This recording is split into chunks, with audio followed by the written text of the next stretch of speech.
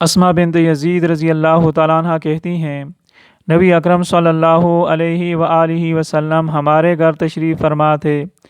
اور آپ نے دجال کا تذکرہ کیا اور یہ ارشاد فرمایا ان بین یدیہ ثلاث سنین کہ دجال کے آنے سے پہلے 3 سال بڑے عجیب و غریب ہوں گے۔ سنتن پہلا سال ایسا ہوگا تمسک السماء فیہا ثلث قطرہا کہ پہلے سال میں آسمان اپنی 1/3 بارش روک لے گا، والارض ثلث نباتہا اور زمین اپنی 1/3 پیداوار کم کر دے گی، جتنی بارش کم اتنی پیداوار کم۔ والثانیۃ تمسک السماء ثلثی قطرہا والارض ثلثی نباتہا جب دوسرا سال آئے گا تو آسمان اپنی 2/3 بارش روک لے گا اور زمین اپنی 2/3 غلہ روک دے گی، اور جب تیسرا سال آئے گا تمسک السماء قطرہا کلہ آسمان اپنی ساری بارش روک لے گا، بارش بالکل نہیں ہوگی، ایک قطرہ بارش نہیں ہوگی۔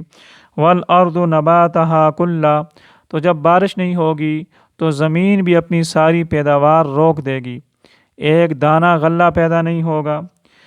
فلا یبقى ذات ظلف ولا ذات ضرس من البہائم الا ہلکا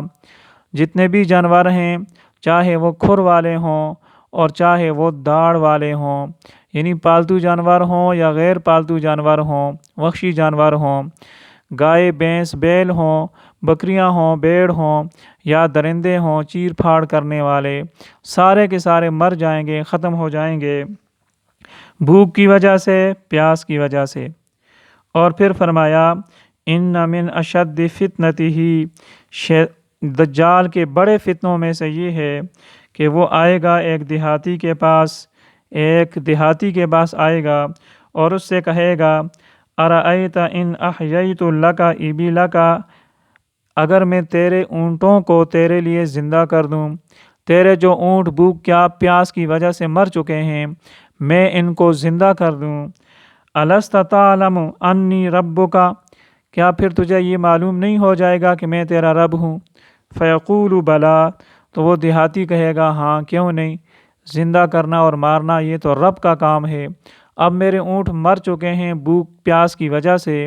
اگر تو زندہ کر دے گا تو پھر تو ظاہر ہے کہ یہ کام رب کا ہے۔ پھر کیا ہوگا فَيُمَثِّلُ لَهُ الشَّيْطَانُ نَحْوَ إِبِلِهِ اب شیطان دجال کے کہنے پر وہ اس کے اونٹ کی شکل میں آ جائے گا، كَأَحْسَنِ مَا يَكُونُ ضَرُوعًا یہاں جو اس کا اونٹ تھا اس سے خوبصورت اور بہتر شکل میں آ جائے گا، تھن بھرے ہوئے ہوں گے اور اس کی جو کوہان ہے جو کوہان ہے اونٹ کی وہ بلند ہوگی، موٹا تازہ فربہ ہو کر اونٹ اس کا سامنے آ جائے گا جو مر چکا تھا۔ اور پھر فرمایا نبی علیہ السلام نے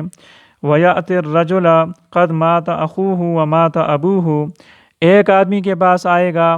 جس کا باپ بھی مر چکا، جس کا بھائی بھی مر چکا، اب اس سے کہے گا أَرَأَيْتَ إِنْ أَحْيَيْتُ لَكَ أَبَاكَ وَأَخَاكَ اگر میں تیرے بھائی کو اور تیرے باپ کو میں زندہ کر دوں، الست تعلم انی ربک کیا تجھے یہ پھر معلوم نہیں ہوگا، تجھے یقین نہیں ہو جائے گا کہ میں تیرا رب ہوں؟ فیقول بلا وہ انسان کہے گا کیوں نہیں، موت اور زندگی یہ تو اللہ تعالیٰ کا اختیار ہے، مارنا اور پھر جلانا یہ اللہ تعالیٰ کا کام ہے، میرا بھائی میرا باپ مر چکا ہے، اگر تو زندہ کرتا ہے تو یہ تو رب والی صفات ہیں۔ فَيُمَثَّلُ لَهُ الشَّيَاطِينُ نَحْوَ أَبِيهِ وَنَحْوَ أَخِيهِ اب کیا ہوگا کہ شیطان وہ اس کے بھائی کی شکل میں آ جائے گا اور اس کے باپ کی شکل میں آ جائے گا،